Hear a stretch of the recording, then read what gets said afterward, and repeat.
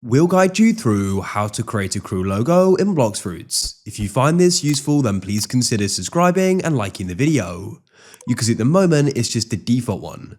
So what we can do here is go and make our own. To go and get started, you need to go and open up a web browser and come to the Roblox site. Make sure you're signed in, of course. Then what you need to do is go to the top and press create. Now you want to go to the left and go and press creations, and you want to find the option development items. Here you can select decals.